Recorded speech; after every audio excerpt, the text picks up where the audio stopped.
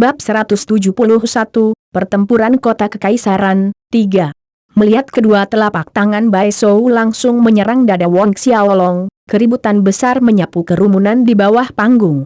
Haha, bukankah aku baru saja mengatakan bocah cilik ini akan dikirim berkemas di babak pertama itu sendiri, orang pertama yang memiliki bakat bela diri yang luar biasa yang didiskualifikasi dan tidak layak untuk masuk ke Institut Duanren.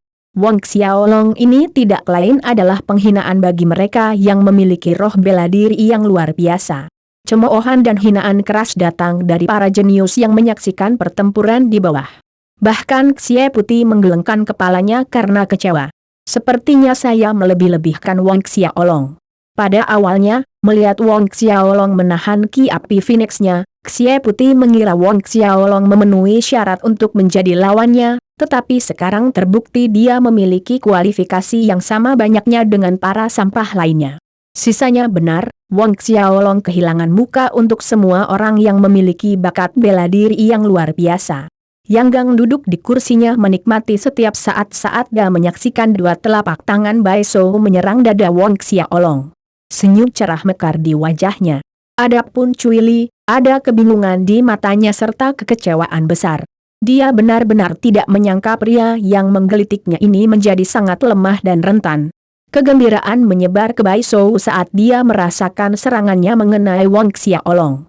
Dia pikir akan membutuhkan usaha untuk menghabisi Wang Xiaolong karena dia menganggap dia adalah lawan yang merepotkan. Wang Xiaolong memiliki semangat bela diri bakat yang luar biasa, tidak seperti prajurit Orde ke-10 puncak rata-rata. Pertempuran berjalan lebih lancar dari yang dia duga. Bajingan kecil, aku sudah memberitahumu untuk memanggil roh bela dirimu, tapi kamu terlalu keras kepala. Ini adalah hasil dari melebih-lebihkan kemampuanmu sendiri. Bai Shou tertawa terbahak-bahak, seperti seorang pemenang yang menang. Tapi kemudian, tawanya tiba-tiba tersangkut di tenggorokannya. Karena dia mengangkat kepalanya untuk melihat ke arah Wang Xiaolong untuk melihat dia sedang menatapnya dengan mata acuh tak acuh dan ekspresi tenang. Dia tidak bergerak sedikit pun. Anda. Bai Shou tercengang, tidak bisa menerima apa yang dilihatnya. Sementara Bai Shou masih syak, kekuatan yang kuat keluar dari tubuh Wang Xiaolong. Sebelum gelombang kekuatan yang luar biasa ini, telapak tangan yang ditekan ke dada Wang Xiaolong bergetar dengan kuat, dan Bai Shou terlihat tersandung ke belakang karena gaya memukul mundur. Hah? Apa yang terjadi? Menyadari bahwa Wang Xiaolong sebenarnya baik-baik saja setelah menerima serangan kuat dari Bai Shou, tidak hanya dia baik-baik saja, dia malah memukul mundur Bai Shou. Wajah-wajah keheranan memenuhi kerumunan saat terengah-engah terkejut dan seruan terdengar. Jenius di bawah panggung melompat berdiri, wajah mereka menjadi jelek karena pergantian peristiwa yang tiba-tiba. Bahkan penjaga kekaisaran yang menonton pun sedikit kagum. Gelombang keributan menyapu kerumunan. Tidak hanya orang-orang di platform utama yang memperhatikan pertempuran nomor 2, tetapi Duan Wuhan juga demikian. Ada sedikit penghargaan di mata Duan Wuhan saat dia melihat Wang Xiaolong. Bergumam kepada siapapun secara khusus, dia berkata, ayah kekaisaran mengingatkan saya untuk lebih memperhatikan Wang Xiaolong ini. Sepertinya dia memang lebih dari yang terlihat. Chang Jian yang duduk di sampingnya tersenyum, penilaian yang mulia kaisar selalu sangat akurat. Orang bodoh manapun dapat melihat sekarang bahwa kekuatan Wang Xiaolong berada di atas puncak prajurit Orde ke-10 akhir. Melihat dari bawah panggung, mulut Xie Putih ternganga saat api merah di sekelilingnya berkelap-kelip dengan liar dalam kegembiraan yang nyata, sedangkan wajah Yang Gang menjadi sedingin es dan suram. Cui Li menatap bingung pada siluet Wang Xiaolong. Bibir ceri mungilnya terbuka dalam bentuk O, benar-benar mengabaikan citranya, dan dadanya yang murah hati naik turun. Sama seperti saat itu di Cosmic Star Academy ketika Wang Xiaolong mengambil kekuatan penuh dari Great Mo Only Fist Lin Han, dia tetap stabil seperti gunung. Seolah-olah tidak ada yang terjadi. Ekspresi kerumunan pada saat ini sama dengan yang ditunjukkan oleh siswa Cosmic Star Academy pada saat itu. Individu yang menonton tahap pertempuran kedua dikejutkan oleh perubahan mendadak. Menerima serangan telapak tangan ganda dari ahli ranah Xiantian, namun tetap tidak terluka. Setelah keterkejutan awal mereda sedikit, Satu kata yang muncul di benak semua orang adalah mengerikan. Wong Xiaolong mengulangi tindakan yang sama yang dia lakukan sebelumnya setelah menerima pukulan kekuatan penuh dari Great Moon Light Fist milik Lin Han. Mengangkat tangan untuk membersihkan debu yang tidak ada di dadanya, Wong Xiaolong menatap Bai Shou dengan ketidakpedulian. Ice Shattering Palm. Keluarkan tenaga yang biasa Anda gunakan untuk minum susu. Rasanya seperti menggaruk gatal untukku. Keluarkan kekuatan yang digunakan untuk minum susu. Menggaruk gatal. Setelah hening sejenak, lapangan Duaran sekali lagi meledak dalam huru-hara. Sangat sombong, terlalu sombong, Wong Xiaolong ini berani mengatakan bahwa Bai Shou sedang menggaruk gatal untuknya. Cui Li berdiri agak jauh, dadanya yang menggairahkan naik secara dramatis saat dia menggigil kegirangan. Bai Shou terlihat sangat jelek di panggung pertempuran. Saat kata-kata dari kerumunan memasuki telinganya, amarah meledak di matanya.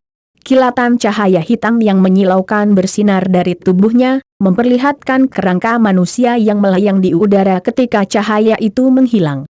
Kerangka ini milik kelompok roh senjata bela diri dan berwarna hitam pekat. Itu memiliki struktur yang mirip dengan kerangka manusia. Namun, di dalam rongga mata, tengkorak, ada api yang menari-nari seperti will-o'-the-wisps. Ini adalah roh bela diri Bai Shou. Roh bela diri tingkat 10 yang merupakan salah satu keberadaan yang paling dekat dengan roh bela diri bakat luar biasa, skeleton hitam. Namun, Bai Shou tidak mengubah jiwa segera setelah memanggil roh bela dirinya dan malah memberi perintah kepada kerangka hitam untuk menyerang Wong Xiaolong. Menghancurkan kehampaan, kerangka hitam itu muncul tepat di atas kepala Wong Xiaolong. Dua nyala api di matanya bersinar terang, berubah menjadi dua nyala api yang melesat ke arah dada Wong Xiaolong. Secara bersamaan, tubuh dan lengannya memanjang beberapa kali lipat, membanting ke bawah, mengarah ke kepala Wong Xiaolong. Saat kerangka itu menyerang, Bai Shou berlari seperti angin, mendekati Wong Xiaolong dari depan. Mati, tanda seru. Cahaya pembunuh melintas di matanya saat kedua telapak tangan sekali lagi menyerang, bersiul di udara dan menyebabkan riak terbentuk di ruang sekitarnya. Dia telah meremahkan Wong Xiaolong sebelumnya, jadi dengan serangan Ice Shattering Palm pertama, dia hanya menggunakan 70% dari kekuatannya. Tapi sekarang, telapak tangannya berisi semua kekuatannya. Di bawah, keributan dari kerumunan berhenti seketika, dan semua mata tertuju ke panggung.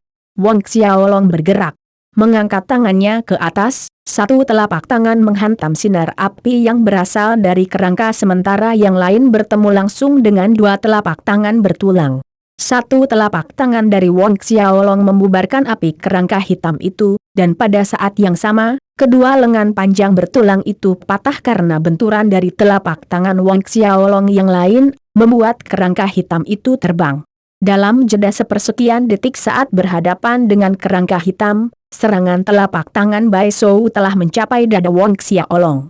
Tetapi ketika kedua telapak tangan mengenai dada Wong Xiaolong, permukaan kulitnya bersinar dengan cahaya yang cemerlang, mirip dengan kristal yang berkilauan. Ledakan. Suara ledakan dan memekakkan telinga dari dua kekuatan besar yang bertabrakan mengguncang udara. Bai Shou berhasil memukul dada Wong Xiaolong lagi dengan kedua telapak tangannya. Gelombang kegembiraan mengalir di hati Bai Shou.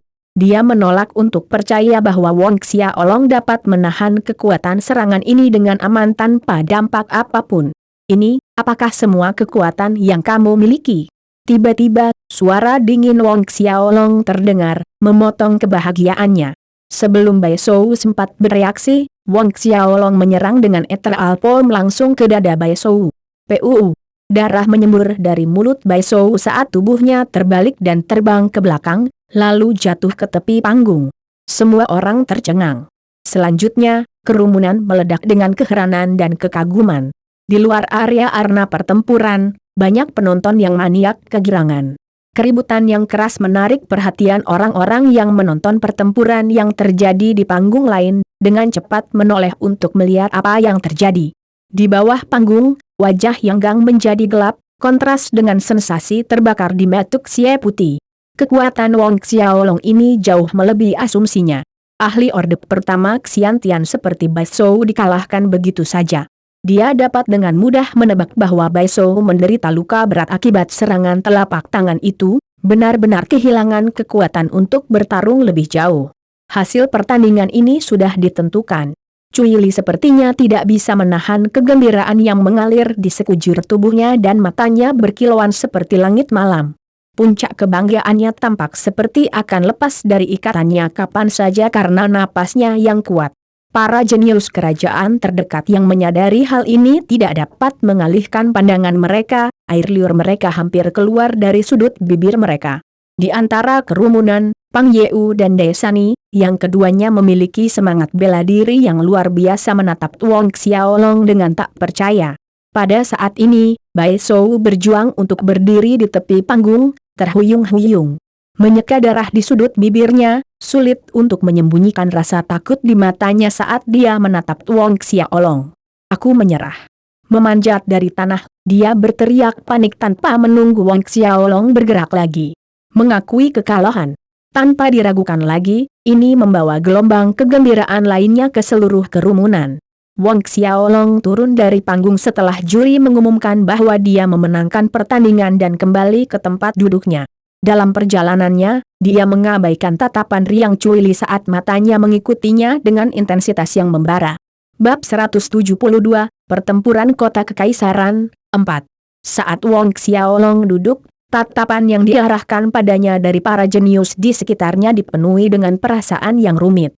Mereka yang mengejek dan mengejek Wong Xiaolong sebelumnya telah menutup mulut mereka. Mata mereka sesekali melirik Wong Xiaolong dengan hormat, dan tersembunyi jauh di dalam diri mereka adalah jejak penyesalan dan gentar yang samar. Begitu Wong Xiaolong duduk, Cui Li bergerak sangat dekat dengan Wong Xiaolong sehingga dia tampak menutupi seluruh tubuhnya di lengannya. Suara nafasnya terengah-engah, "Xiaolong, kamu sangat kuat sekarang. Sangat kuat barusan." Kata-kata ini terdengar sangat ambigu.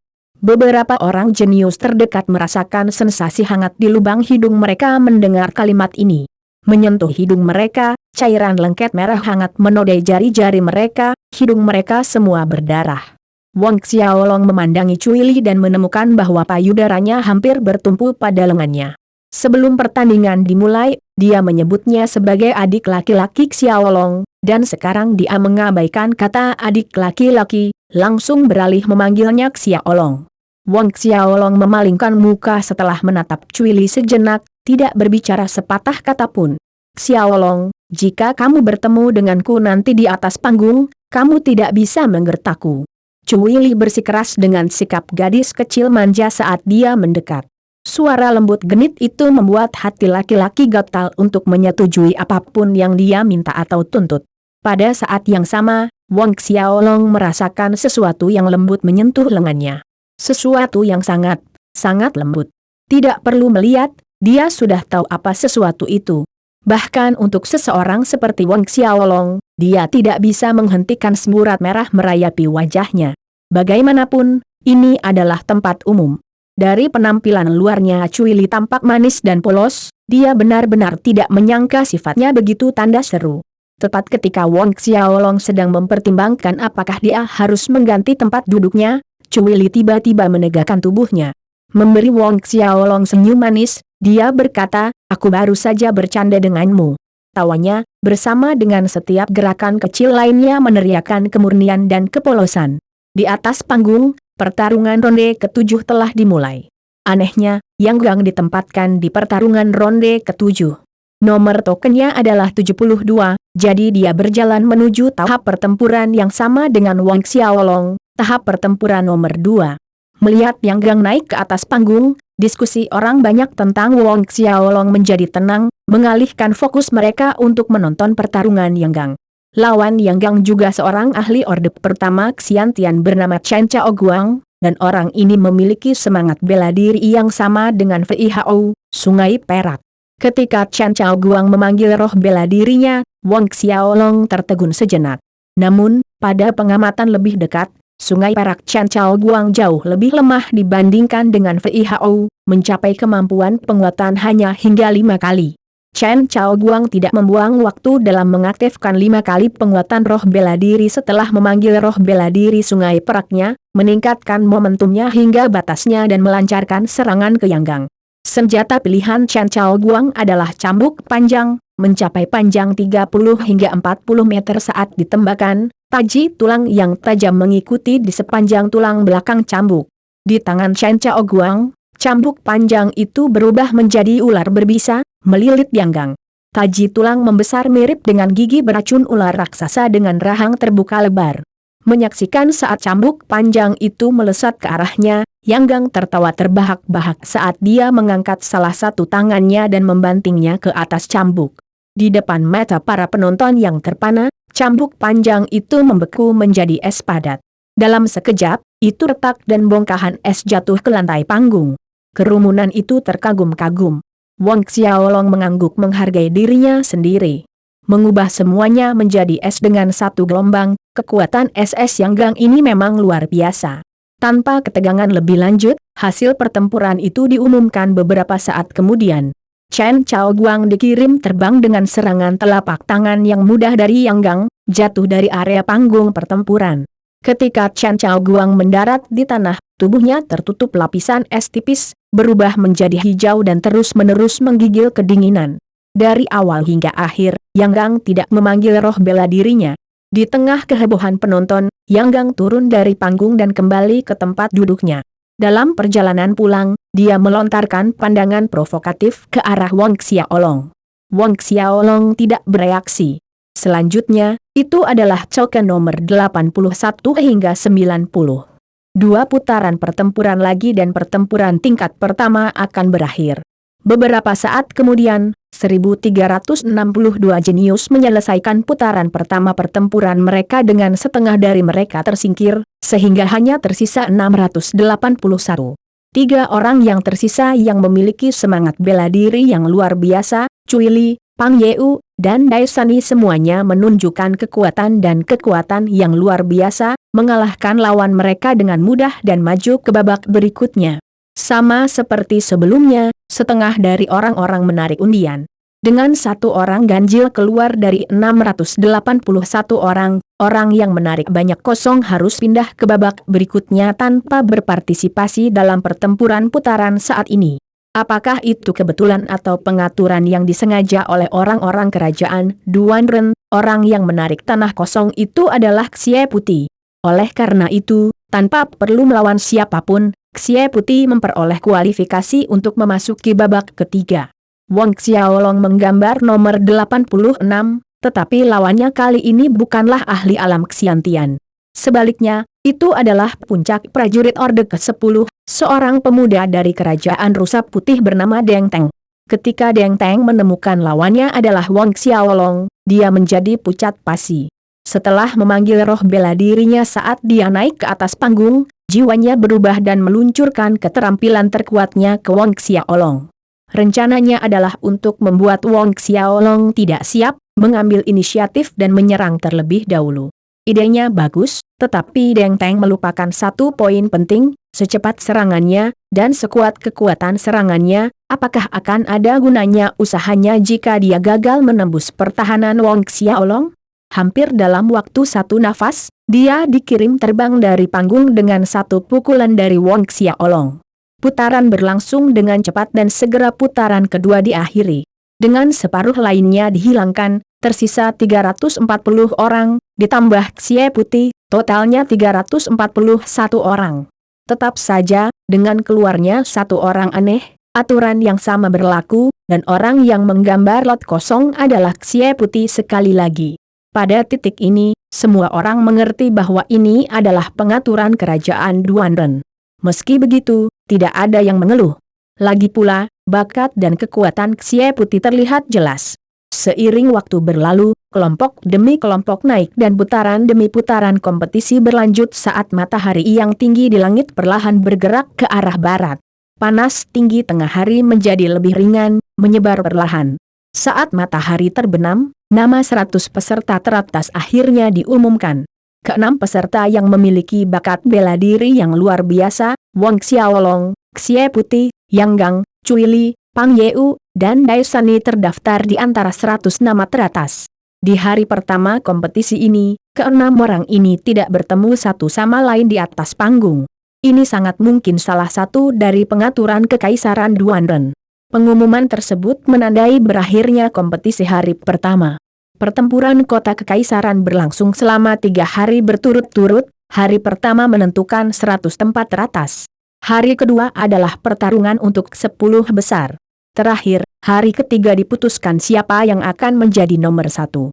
Banyak pasukan penonton dan rakyat jelata keluar dari lapangan Duanren setelah mendengar hasil 100 tempat pertama diumumkan.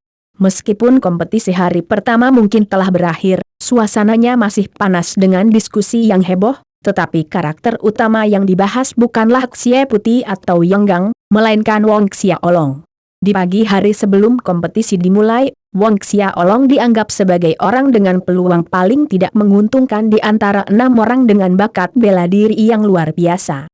Tapi sekarang, setiap detail kecil yang berhubungan dengan Wong Xiaolong berubah menjadi topik besar. Misalnya, Wong Xiaolong baru berusia 17 tahun. Semangat bela diri Wong Xiaolong adalah primordial Divine Black Dragon. Apa kekuatan nyata Wong Xiaolong? Beberapa bahkan membandingkan Wong Xiaolong dengan Xie Putih dan Yenggang. Meskipun tidak ada yang yakin sejauh mana kekuatan nyata Wong Xiaolong, hampir semua orang setuju bahwa Wong Xiaolong pasti bisa mencapai tempat di 10 besar. Meninggalkan Duanren Square, Wong Xiaolong kembali ke Solitary Longing Inn bersama Zhao Su, Ye Uming, dan Fei Hao. Kegelapan memenuhi langit malam, namun Wong Xiaolong tidak memiliki kesempatan untuk beristirahat. Tidak lama setelah kembali ke penginapan, seorang tamu tak diundang muncul di depan pintunya. Itu adalah Cui Li. Bab 173, Pertempuran Kota Kekaisaran, 5. Cui Li tiba dengan mengenakan pakaian yang tampak rumit dan formal. Itu memiliki kerah yang sangat lebar dan terbuka, membuat ngarai yang dalam sulit untuk dilewatkan. Wajah halus kecilnya murni, namun ada pesona yang tak bisa dijelaskan. Namun, Cui Li tidak datang sendirian. Wanita lain berusia sekitar 24 hingga 25 tahun datang bersamanya, yang penampilannya sangat memukau. Mirip dengan Cui Li, wanita ini juga mengenakan gaun berkerah lebar berwarna fuchsia, memuji kulitnya yang putih. Kecantikannya berbeda dengan Cui Li. Jenis pesona yang dipancarkan wanita ini sangat dalam dan seperti bunga mawar yang menyala. Ketika kedua wanita ini tiba, Wong Xiaolong, Zhao Su, Ye Uming, dan Fei Hao sedang mendiskusikan relokasi perdagangan 9 tripod ke Kekaisaran Duanren. Saat mereka masuk, Cui Li menempelkan dirinya ke Wong Xiaolong dalam sekejap mata, melontarkan senyum cerah. Xiaolong, ayo, izinkan aku memperkenalkanmu. Ini Kak Zhao Wuji, bukankah dia cantik? Dia adalah salah satu dari 4 wanita cantik yang terkenal di kerajaan Duanren kita. Orang yang datang bersama Cui Li tepatnya adalah Zhao Wuji, wanita yang sama yang bersama bangsawan muda tanpa hati Yaofei di kamar pribadi di sebelah Wong Xiaolong ketika dia berada di restoran intoksikasi yang tak terlupakan. Pada saat itu, Zhao Wuji mendekatinya dengan senyum tipis di bibirnya saat dia dengan ramah berkata kepada Wong Xiaolong, "Cuan muda Wong, Anda tidak akan keberatan jika saya memanggil Anda Xiaolong seperti yang dilakukan oleh kakak muda Cui Li, bukan?" Ketika Zhao Wuji tersenyum, dia mengangkat tangannya, menyebabkan jurang yang dalam di antara belahan dadanya terlihat lebih jelas, membuat darah seseorang mendidih. "Saya ingin tahu apa tujuan kunjungan Anda?" Wong Xiaolong bertanya dengan nada tidak tergesa-gesa seperti biasanya. Cui Li tidak tersinggung mendengar sikap penyambutan Wong Xiaolong yang kurang hangat. Mempertahankan senyumnya, dia berkata dengan manis, "Tentu saja itu untuk membawa kabar baik." Zhao Wuji mengeluarkan undangan berwarna emas dan menyerahkannya kepada Wong Xiaolong sambil tersenyum. "Xiaolong, kamu menekan semua orang hari ini di atas panggung." Bangsawan muda yang tidak berperasaan sedang mengadakan jamuan makan di restoran tak terlupakan untuk merayakan pencapaian Anda dan berharap Anda akan datang untuk minum. Wong Xiaolong mengambil undangan berwarna emas, membukanya dan dengan santai menutupnya kembali. Sambil menggelengkan kepalanya, dia berkata, "Tidak terjadi." Cui Li dan Zhao Wuji sama-sama terkejut, karena tak satu pun dari mereka mengira Wong Xiaolong akan menolak. Cui Li buru-buru membujuk, "Xiaolong, bangsawan muda yang tak berperasaan, seperti yang mulia pangeran kedua, adalah salah satu dari 5 bangsawan muda paling berpengaruh di Kekaisaran Duanren. Orang-orang yang cukup terhormat untuk menerima undangan darinya langka jumlahnya, jejak kecemasan meresap ke dalam suara Cui Li. Aku mendengar keluarga Wong dan Guo mengadakan pertunangan belum lama ini. Pada saat ini, Zhao Wujie tiba-tiba berbicara, bahkan jika kita berbicara tentang Pak Tua Guo dari keluarga Guo, dia perlu memberikan wajah kepada bangsawan muda yang tak berperasaan. Ketika Zhao Wujie menyebutkan keluarga Guo, dia tidak diragukan lagi merujuk pada keluarga Guo Xuan dan Guo Tai. Pertunangan Wang Min dan Guo Tai bukanlah rahasia, sehingga mudah bagi Zhao Wujie untuk mengetahuinya. Zhao Wujie mungkin mengatakan hal-hal ini dengan nada jinak sambil tersenyum, tetapi setiap kata yang diucapkan mengandung rasa ancaman yang mudah dilihat yang tidak lolos dari siapapun yang hadir. Karena patriark keluarga Guo bahkan harus memberikan wajah bangsawan muda yang tidak berperasaan, dia tidak percaya bahwa setelah Wong Xiaolong memahami besarnya identitas bangsawan muda yang tidak berperasaan, dia masih berani menolak. Cui Li membuka mulutnya ingin berbicara, tetapi pada akhirnya, tidak mengatakan apa-apa. Lagi pula, dia merasa Wong Xiaolong seharusnya tidak menyinggung bangsawan muda yang tidak berperasaan untuk masalah sekecil itu.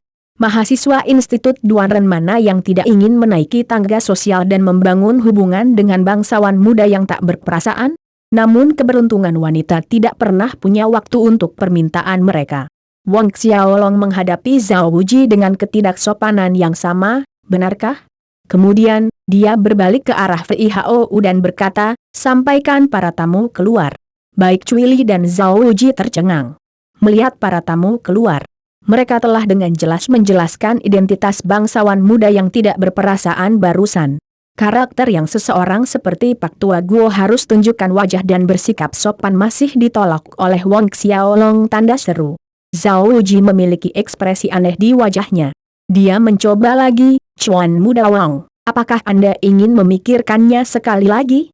Sebelumnya, dia menyebutnya sebagai Xiaolong, tapi sekarang, bahkan sapaannya telah berubah menjadi Yang Melebel Wong. Hati Cui Li tersentak sesaat. Karena dia akrab dengan karakter Zhao Wujie, Cui Li tahu dia kesal. Xiaolong, kamu. Cui Li mencoba menyelamatkan situasi. Kirim para tamu keluar. Wong Xiaolong mengulangi. Dua nona, tolong. Fei Hou mendekat, menunjuk ke Cui Li dan Zhao Wujie. Zhao Wujie menatap Wong Xiaolong sebelum menggelengkan kepalanya, tertawa saat dia menyuarakan pendapatnya, Cuan muda Wong, kamu akan menyesali tindakanmu hari ini. Meninggalkan kalimat seperti itu, dia berbalik dengan Cui Li, bersiap untuk pergi. Tunggu. Tiba-tiba, suara Wong Xiaolong terdengar. Zhao Wujie menoleh, senyum ramah muncul di wajahnya, apakah Cuan muda Wong berubah pikiran? Kamu adalah orang yang cerdas. Tapi, saat kata-katanya berakhir, Wong Xiaolong melemparkan undangan berwarna emas di tangannya kembali padanya, ini, bawalah bersamamu. Menangkap undangan di tangannya, ekspresi Zhao Wujie tenggelam. Pada akhirnya, dia menahan diri untuk tidak mengatakan hal lain. Fei Hou mengantar kedua wanita itu keluar dan kembali sesaat kemudian, melapor kepada Wong Xiaolong tentang kepergian mereka. Sovereign, bangsawan muda yang tak berperasaan itu, akankah dia? Fei Hou ragu-ragu. Wong Xiaolong menggelengkan kepalanya, tidak perlu repot. Belum lagi siapa namanya bangsawan muda tanpa hati, bahkan jika Duan Wuhan yang mengadakan perjamuan untuk Wong Xiaolong, dia tidak akan pergi jika dia tidak mau. Menjadi calo atau menjilat orang lain adalah sesuatu yang tidak akan dia lakukan. Wong Xiaolong memenuhi syarat untuk menolak undangan dari bangsawan muda yang tidak berperasaan ini. Zhao Sun menyela, saya hanya bisa berharap bangsawan muda yang tidak berperasaan memiliki wawasan yang cukup baik. Kalau tidak, saya tidak keberatan menghancurkan telurnya untuk memberinya pelajaran paling berkesan seumur hidup. Hancurkan telurnya? Wong Xiaolong, Ye Uming, dan Fei Hou berkeringat memikirkannya. Fei Hou, selidiki detail tentang latar belakang bangsawan muda yang tak berperasaan dalam beberapa hari ke depan, suara serius Wong Xiaolong menginstruksikan. Ya penguasa. Saat ini, Cui Li dan Zhao Wujie tiba di restoran intoksikasi tak terlupakan, memasuki kamar pribadi nomor 2. Di dalam kamar pribadi nomor 2, selain bangsawan muda tanpa hati Yao Fei, Yang Gang, Pang Yeu, dan Dai Sani duduk di meja. Menambahkan Cui Li ke dalam campuran, 4 dari 6 jenius muda yang memiliki roh bela diri yang luar biasa berkumpul bersama. Ketika bangsawan muda yang tak berperasaan melihat Cui Li dan Zhao Wuji kembali tanpa Wang Xiaolong, wajahnya sedikit menggelap. Di mana Wang Xiaolong? Tekanan yang mengerikan menyelimuti area tersebut, hampir memperkuat atmosfer di dalam ruangan. Yang Gang, Pang Yeu, dan Dai Sani merasakan tekanan yang sangat besar, membuatnya sulit bernapas. Cui Li terkejut. Tapi Zhao Wujai mengabaikan tekanan yang terpancar dari bangsawan muda tanpa hati, mengeluarkan cekikikan genit saat dia berjalan ke kursi kosong di sebelahnya dan duduk. Orang yang bermarga Wang itu mencuri perhatian semua orang dan tidak menempatkanmu, bangsawan muda tak berperasaan yang terkenal, di matanya. Makna yang mendasarinya jelas, Wang Xiaolong tidak menerima undangannya. Rasa dingin yang membekukan menyebar dari Yao Fei, dan suhu di seluruh ruangan turun drastis. Apakah Anda dengan jelas menjelaskan identitas saya kepadanya? Ekspresi Yao Fei tampak tidak terganggu tetapi suaranya sedingin es. Zhao Wuji mencibir, saya sudah memberitahunya secara menyeluruh. Aku bahkan mengatakan Pak Tua Guo juga harus memberimu beberapa wajah, tetapi Wang Xiaolong sama sekali tidak tergerak mendengarnya. Dia langsung mengirim kami. Sebelum saya pergi, dia mengatakan kepada saya untuk tidak lupa mengambil kembali undangannya. Dia mengeluarkan undangan berwarna emas seolah ingin membuktikan kata-katanya. Yao Fei menerima undangan itu, percikan cahaya suram bersinar di matanya saat api biru tiba-tiba muncul dari telapak tangannya dan menelan undangan di tangannya. Undangan itu langsung dibakar menjadi ketiadaan, bahkan abu pun tidak tersisa sebagai petunjuk keberadaannya. Ini pertama kalinya seseorang berani menolak ajakanku, Yao Fei berkata dengan dingin. Kali ini, dia mengirimkan undangan ke Yang Gang, Pang Yeu, Dai Sani, Cui Li, dan Wang Xiaolong. Sebanyak 5 orang. Wang Xiaolong adalah satu-satunya yang menolak. Ini menyebabkan dia kehilangan banyak muka di depan Yang Gang, Pang Yeu, dan yang lainnya. Xie Putih adalah anggota keluarga Xie Duanren Imperial City, dan seperti keluarga Yao, keluarga Xie adalah salah satu keluarga super kerajaan Duanren. Oleh karena itu, Yao Fei tidak mengundang Xie Putih. Bab 174, Pertempuran Kota Kekaisaran, 6. Yang Gang duduk di sana mendengarkan dengan tenang dan menyeringai sinis pada dirinya sendiri ketika dia mendengar bahwa Wang Xiaolong benar-benar berani menolak undangan bangsawan muda yang tidak berperasaan. Menurut pendapatnya yang terhormat, Wang Xiaolong pasti akan menderita kematian yang menyakitkan karena menyinggung Yao Fei. Kekaisaran Duanren memiliki 5 bangsawan muda yang terkenal. Masing-masing dari mereka memiliki kekuatan berpengaruh yang sangat besar sehingga mereka dapat dengan mudah menutupi separuh langit dengan telapak tangan mereka. Ini terutama diterapkan pada 2 teratas, Pangeran Kekaisaran kedua Duan Wuhan dan bangsawan muda yang tak berperasaan Yao Fei. Di antara 5 bangsawan muda, Duan Wuhan dan Yao Fei adalah yang terkuat di kelompok itu. Selain kekuatan mereka, Yao Fei milik keluarga Yao yang luar biasa yang telah ada selama lebih dari 2000 tahun. Faktanya, sejarah keluarga Yao lebih jauh ke belakang dari kerajaan Duanren itu sendiri. Bahkan Kaisar Duanren sendiri harus waspada saat berhadapan dengan leluhur keluarga Yao. Pada titik ini, Yang Gang mengambil kesempatan untuk menyuarakan beberapa kata sanjungan. Wang Xiaolong itu tidak tahu seberapa tinggi langit, berani menolak undangan bangsawan muda yang tidak berperasaan. Namun, tolong yakinkan bangsawan muda yang tak berperasaan, jika aku bertemu Wang Xiaolong di atas panggung, aku pasti akan mengalahkannya dan mempermalukannya untuk membantu meringankan ketidakpuasan bangsawan muda yang tak berperasaan. Yang Gang mengakhiri pernyataannya dengan senyum tersanjung.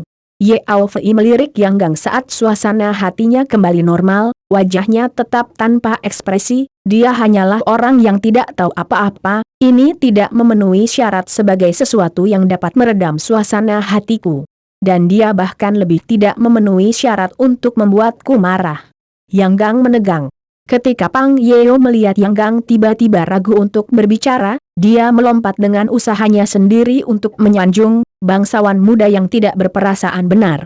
Dengan kekuatan dan identitas bangsawan muda yang tidak berperasaan, bagaimana mungkin Wang Xiaolong itu bisa dibandingkan denganmu? Dia bahkan tidak memenuhi syarat untuk membawa sepatumu atau menahan air mandimu. Daisani dan Cuili mendengarkan dan diam. Keduanya tidak mengeluarkan suara. Faktanya, Daisani enggan untuk berpartisipasi dalam perayaan seperti itu, tetapi karena tekanan nama dan reputasi bangsawan muda yang tidak berperasaan, dia merasa bahwa dia tidak punya pilihan lain selain untuk hadir. Meskipun keluarga Dai juga salah satu keluarga besar Duanren Imperial City, itu tidak bisa dibandingkan dengan raksasa yang dikenal sebagai keluarga Yao. Membandingkan keduanya seperti membandingkan langit dengan bumi. Langit malam di luar berangsur-angsur berubah menjadi fajar saat matahari terbit, menyebarkan kehangatan dan cahaya ke seluruh daratan. Langit cerah dan cerah, mirip dengan hari sebelumnya. Satu-satunya perbedaan dibandingkan dengan hari sebelumnya adalah kegembiraan yang berhembus di udara telah meningkat intensitasnya. Wang Xiaolong meninggalkan penginapan bersama dengan Zhao Su, Ye Uming, dan Fei Hao dan jalan-jalan tampak penuh sesak, bergerak dengan kecepatan siput ke arah yang sama. Hari ini adalah pertempuran untuk 10 besar. Wang Xiaolong. Ini Wang Xiaolong. Seseorang tiba-tiba meneriakkan namanya sebagai pengakuan saat Wang Xiaolong melangkah keluar dari penginapan. Jeritan itu tidak berbahaya tetapi menarik perhatian banyak orang. Kepala dengan cepat menoleh dan banyak lainnya melihat Wang Xiaolong. Setiap orang berlari kegirangan saat mereka mencoba untuk lebih dekat dengannya. Itu seperti sekawanan serigala yang mengincar seekor domba, menerkam Wang Xiaolong. Mereka datang dari keempat arah. Wang Xiaolong mengerutkan alisnya. Melihat ini, momentum yang menakutkan keluar dari tubuh Ye Uming. Ki kekuatan tak terlihat menciptakan bola pelindung dalam radius 300 meter di sekitar Wang Xiaolong. Tidak ada yang bisa mendekati Wang Xiaolong dalam batas 300 meter itu. Kerumunan yang panik merasa seperti mereka menabrak dinding yang tak terlihat. Melihat hasil ini, Wang Xiaolong menghela nafas lega dan kemudian menuju lapangan Duanren bersama Zhao Su, Ye Uming, dan Fei Hao.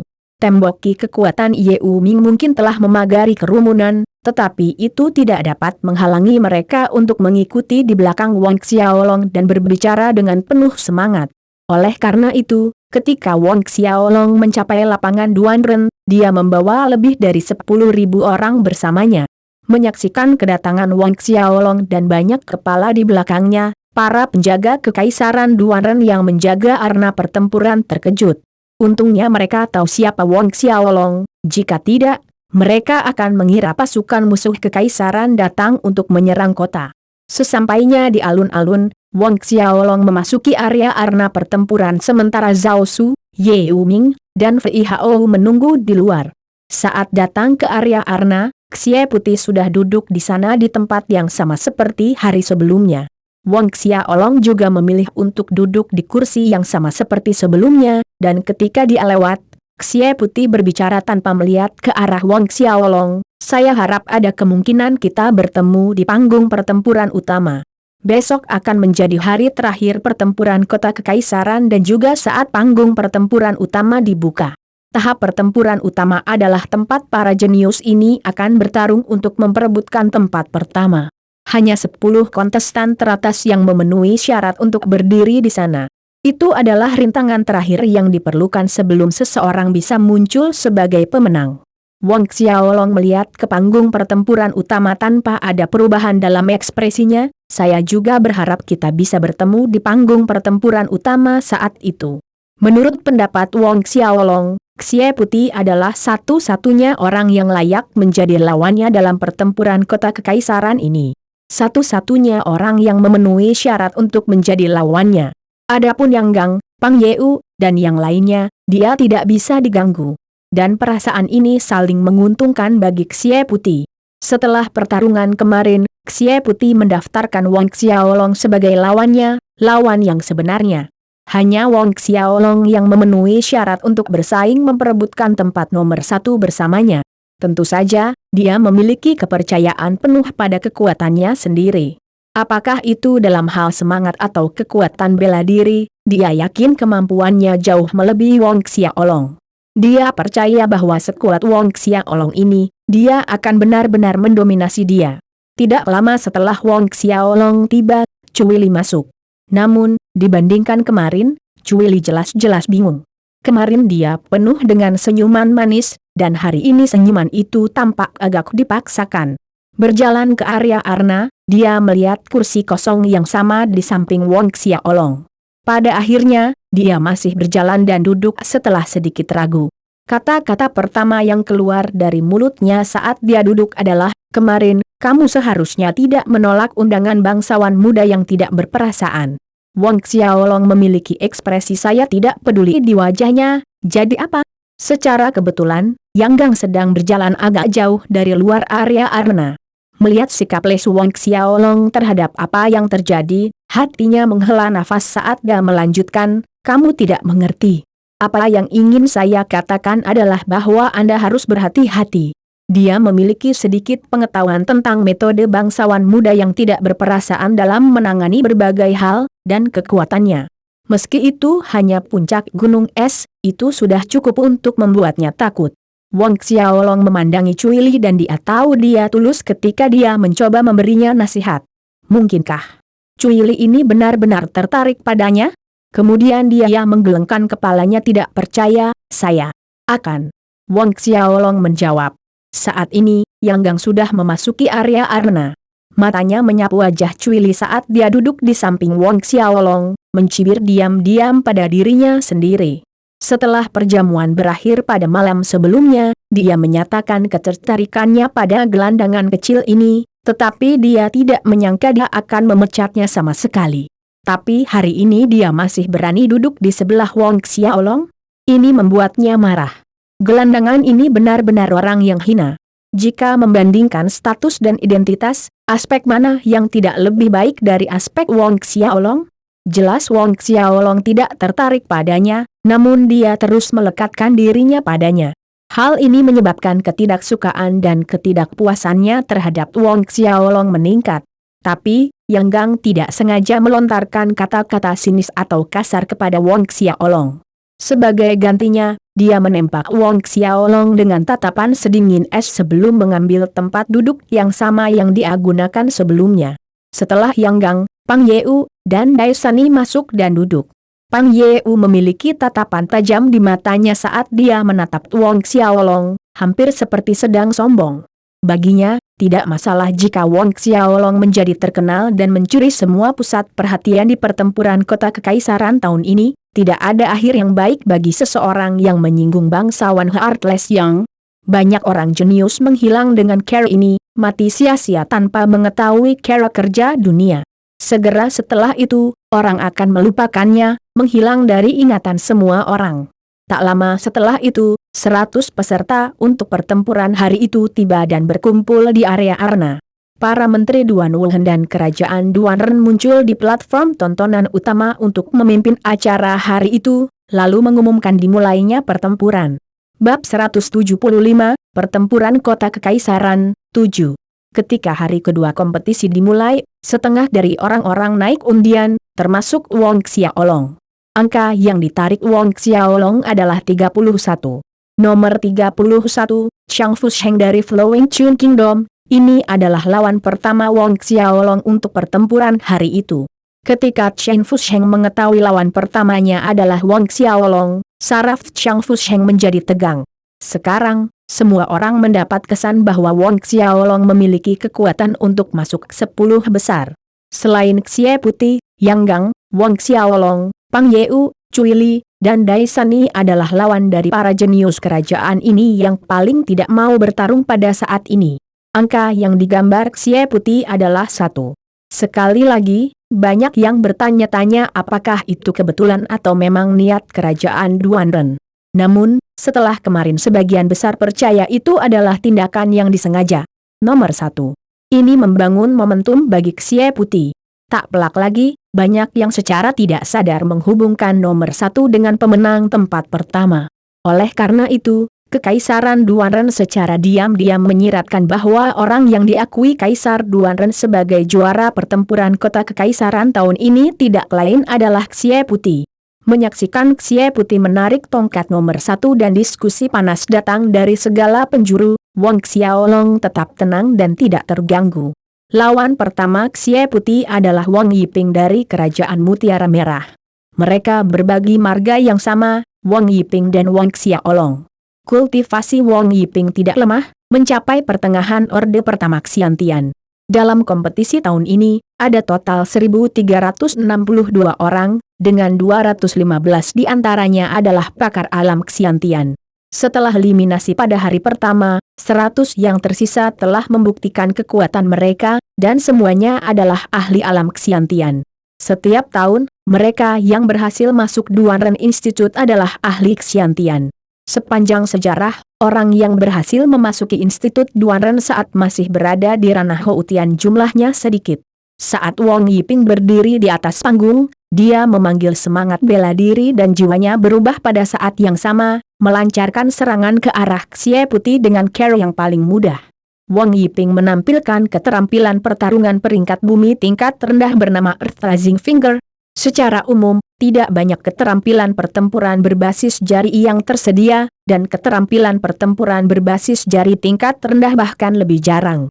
Jari Wang Yiping menargetkan Xie Putih seolah-olah itu adalah ujung pisau tajam, meninggalkan bekas di lantai panggung dan mengangkat layar debu yang dipenuhi batu di atas panggung saat dia bergerak. 10 tahap pertempuran ini terbuat dari sejenis batu granit yang bahkan tidak bisa digores oleh senjata biasa, namun Wang Yiping melakukan hal itu dengan menggunakan jarinya. Kekuatan serangan ini terbukti. Namun, saat serangan jari Wang Yiping hendak menusuk Xie Putih mengangkat telapak tangannya, seketika menghentikan gerakan Wang Yiping. Telapak tangannya memukul ke depan, turun. Api Phoenix meletus seperti gunung berapi, tumpah seperti gelombang lahar yang mengamuk. Wang Yiping memutih, terhuyung-huyung ke belakang berulang kali sampai dia mencapai tepi panggung pertempuran. Kedua telapak tangannya tiba-tiba menyerang ke depan, dan meminjam kekuatan pantulan, tubuhnya terbang keluar dari panggung pertempuran. Wang Yiping kalah.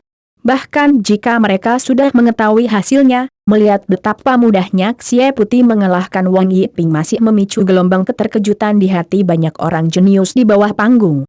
Di luar arena panggung pertempuran, kegembiraan penonton langsung tumbuh menjadi hiruk-pikuk. Setelah beberapa saat, kelompok pertama yang terdiri dari 10 orang termasuk Xie Putih menyelesaikan giliran mereka. Berikutnya datang kelompok kedua, kemudian kompetisi dengan cepat beralih ke kelompok ketiga di mana Wang Xiaolong berpartisipasi. Karena nomor Wang Xiaolong adalah 31, dia juga menuju tahap nomor 1. Berdiri di atas panggung, Wang Xiaolong menghadapi lawannya, Chen Fusheng, yang berada di sisi lain dengan sikap menyendiri dan acuh tak acuh. Chen Fusheng tinggi, mencapai ketinggian lebih dari 6 kaki 2, hampir 2 meter. Keempat anggota tubuhnya melotot dan dia memiliki rambut kasar yang menutupi kulitnya, mirip dengan manusia binatang. Dari penampilan luar Chen Fusheng, baik orang tua atau leluhurnya kemungkinan besar adalah manusia binatang. Wang Xiaolong, meskipun aku tahu aku bukan lawanmu, aku tidak akan menyerah. Chen Fusheng memandang Wang Xiaolong, ketakutan di matanya berangsur-angsur surut dan digantikan dengan keinginan yang melonjak untuk berperang. Sebuah cahaya yang menyilaukan kemudian meledak dari tubuhnya saat pedang panjang berwarna merah cemerlang yang diselimuti oleh lapisan api biru muncul, melayang di atas kepalanya. Ini adalah semangat bela diri Chen Fusheng, pedang api azure. Jenis roh bela diri kelas 10 variasi ini sangat dekat dengan roh bela diri bakat yang luar biasa. Tanpa membuang waktu, jiwa Chen Fusheng berubah seketika setelah memanggil roh bela dirinya. Beberapa lampu pedang terus berputar di sekitar tubuhnya. Ini adalah lampu pedang yang menyala dengan nyala api biru. Tubuh Chen Fusheng kabur menjadi bayangan saat dia menembak ke depan seolah-olah dia adalah pedang panjang, mencapai bagian depan sosok Wang Xiaolong hampir seketika, lalu melancarkan serangan. Formasi pedang api biru. Chen Fusheng mengayunkan kedua tangannya. Dalam sepersekian detik itu, beberapa lampu pedang bergabung menjadi pedang api azure yang besar. Azure Flame Sword berputar di udara, menciptakan formasi pedang berbentuk salib saat terbang menuju Wang Xiaolong. Chen Fusheng adalah seorang ahli Mid Xiantian First Order. Tingkat serangannya setara dengan Earth Rising Finger milik Wang Yiping, orang yang bertarung melawan Xie Putih sebelumnya. Semua mata menatap tajam ke arah Wang Xiaolong, termasuk Xie Putih. Dia juga ingin melihat bagaimana Wang Xiaolong akan mematahkan serangan Chen Fusheng. Tidak peduli seberapa kuat pertahanan fisik Wang Xiaolong, tidak mungkin baginya untuk sepenuhnya menerima serangan ini hanya dengan menggunakan tubuhnya. Wang Xiaolong menyaksikan Chen Fusheng mengeksekusi serangannya, pedang api azure yang terbang ke arahnya. Dia mengepalkan jarinya dan meninju menggunakan collapse fist ke tengah formasi pedang api azure yang berputar. Dari serangan Wang Xiaolong, ruang tampak berkerut seperti selimut kusut dari kekuatan saat tinjunya menembus udara. Ledakan. Ledakan menggelegar bergema dan formasi pedang api azure hancur, serpihan cahaya pedang memantul dengan keras ke segala arah. Lintasan pukulan Wang Xiaolong terus melesat ke depan, menghantam dada Chen Fusheng. Satu pukulan keras mendarat dengan keras. Kerutuan rendah keluar dari tenggorokan Chen Fusheng saat tubuhnya terbalik sebelum dia terlempar keluar dan kemudian mendarat di tanah di luar panggung pertempuran. Chen Fusheng hilang. Bahkan VIHOU akan mengalami kesulitan menerima pukulan penuh collapse fist dari Wang Xiaolong saat ini, apalagi Chen Fusheng belaka. Sedetik setelah Chen Fusheng jatuh ke tanah, sorakan keras dan tepuk tangan terdengar dari penonton di luar panggung pertempuran. Xie Putih memandang dengan tenang setelah melihat hasil ini, sedangkan ekspresi Yang Gang dan Pang Yeu sangat jelek. Wang Xiaolong kembali ke tempat duduknya setelah turun dari panggung. Cui Li memandang Wang Xiaolong dengan ekspresi rumit. Setelah ragu-ragu, dia berbicara, "Xiaolong, bagaimana kalau kamu melakukan perjalanan ke Yao Manor malam ini?" "Ke Manor Yao?" Wang Xiaolong bingung saat dia melihat ke arah Cui Li.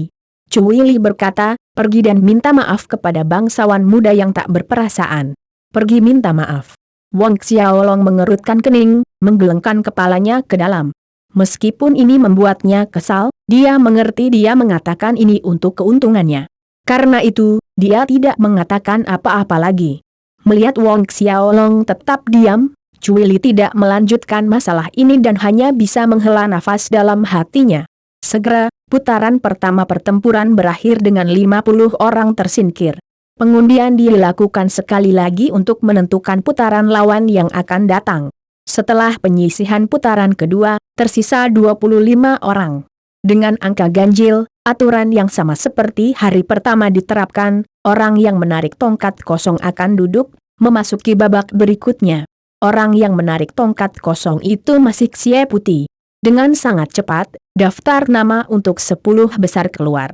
Sesuai harapan semua orang, Xie Putih, Yang Gang, Wang Xiaolong, Pang Yeu, Cui Li, dan Dai Sani semuanya masuk dalam daftar. 4 orang yang tersisa adalah Jin Desheng, Jiang Damin, Han Dong, dan Hu Zhi. Keempat orang ini memiliki 10 roh bela diri kelas atas, dan keempatnya berada di puncak tingkat kultivasi orde pertama Xiantian akhir.